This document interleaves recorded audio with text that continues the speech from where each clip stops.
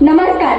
अखंड महाराष्ट्राचा कुलदैवत शिखर शिंगणापूर आणि त्याच्या कुशीतून वाहणारी माणगंगा नदी व तिच्या तीरावर बसलेली माझी छोटीशी शाळा परशुराम महादेव शिंदे कन्या विद्यालय देवरी या विद्यालयाची विद्यार्थिनी कुमारी स्वरांजली विठ्ठल दळस आज तुमच्या समोर विषय सादर करते छत्रपती शिवाजी महाराज. सर्वप्रथम छत्रपती शिवाजी महाराजांना वंदन करून मी माझ्या मनोगतात सुरुवात करते.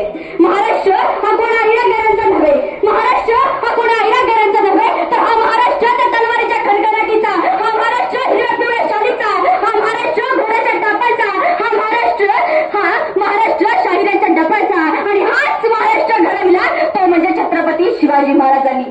सह्याद्रीच्या छाताडातून नाथ भवानी गाते, सह्याद्रीच्या छाताडातून नाथ भवानी गाते, काळजात राहती आमच्या रक्तात वाहती राजे. तुफान गरजतो आग ओखतो वाघ मराठी माझा, तुफान गरजतो आग ओखतो वाघ मराठी माझा, घडला न कोणी न घडेल कधीही दुसरा शिवाजी राजा, दुसरा शिवाजी राजा.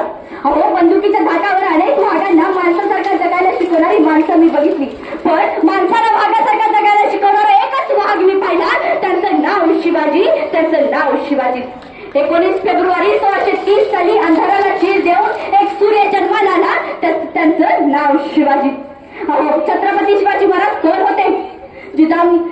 वडिलांच्या भर दरबार झालेल्या हत्येने जिजाऊने निर्णय घेतला, वडिलांच्या भर दरबार झालेल्या हत्येने जिजाऊने निर्णय घेतला, माझा शिवबा हा चाकरी करणार नाही, माझा शिवबा चाकरी करणार नाही तर स्वतःचं राज्य निर्माण करील हे स्वप्न पाहिलं एका वाघिणीनं आणि सत्या चुकलेलं तिच्या शिवबाया पथरानं. अरे विचारा त्या सह्याद्रीला, विचार त्या डोंगरावर वाटेल ना कसा होता माझा शिवबा, कसा होता माझा शिवबा. छत्रपती शिवाजी महाराजांनी त्यांच्या आयुष्यामध्ये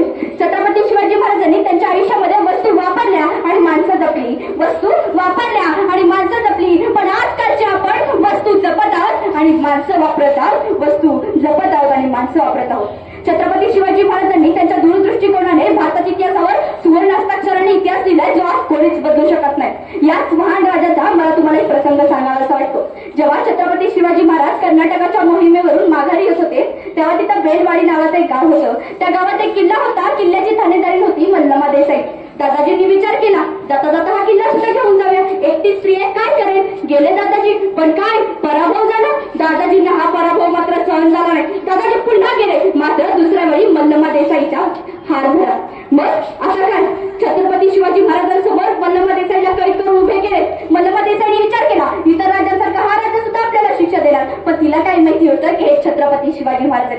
ती रडायला लागली आणि नतमस्तक झाली आणि म्हणाली, महाराज आमच्याकडून चूक झाली, आम्हाला माफ करा, वाटल्यास शिक्षा द्या, वाटल्यास शिक्षा द्या, पण आमच्या बाळास सोडून द्या, पण आमच्या बाळास सोडून द्या. छत्रपती शिवाजी महाराजांनी हे बोल ऐकतात सैनिकाकडे नजर फिरवतात. सैनिक आत गेला आणि दुधाची वाटी घेऊन आला.